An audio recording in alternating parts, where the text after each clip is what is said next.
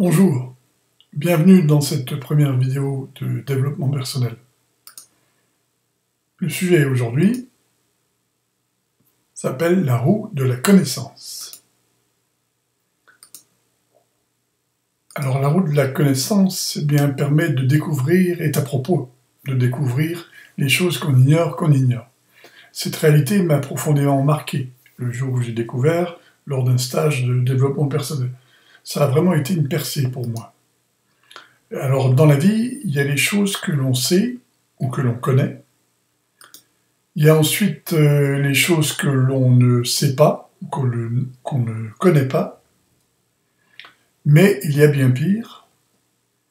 Ce sont les choses qu'on ignore.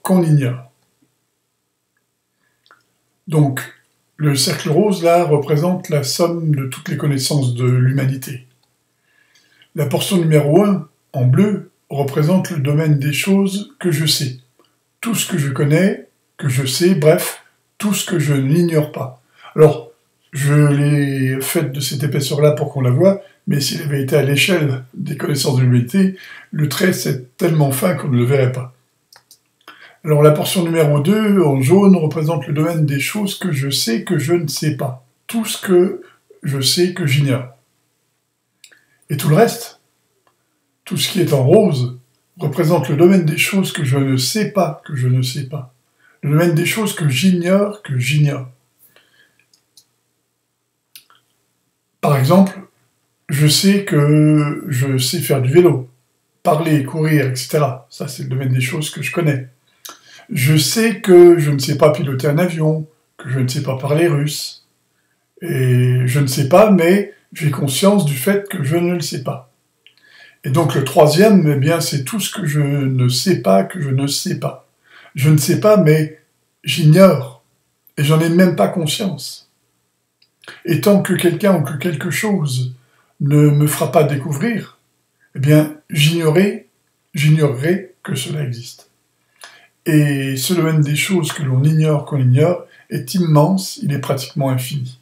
Il faut donc rester intellectuellement disponible et profondément enseignable en permanence pour avoir l'opportunité de découvrir des choses que l'on ignore.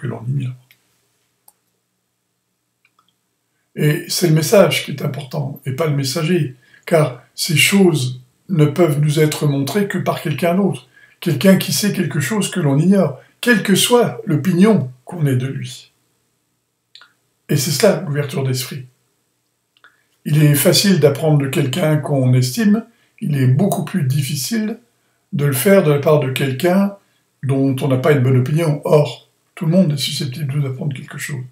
Donc je vous souhaite de garder intacte la capacité d'apprendre. Et retenez ceci, à force d'être sceptique, on enlève aux autres la possibilité de nous apprendre quelque chose. Alors, abonnez-vous, vous serez informé des nouveautés, faites-en profiter les copains, et je vous laisse découvrir ma bibliographie.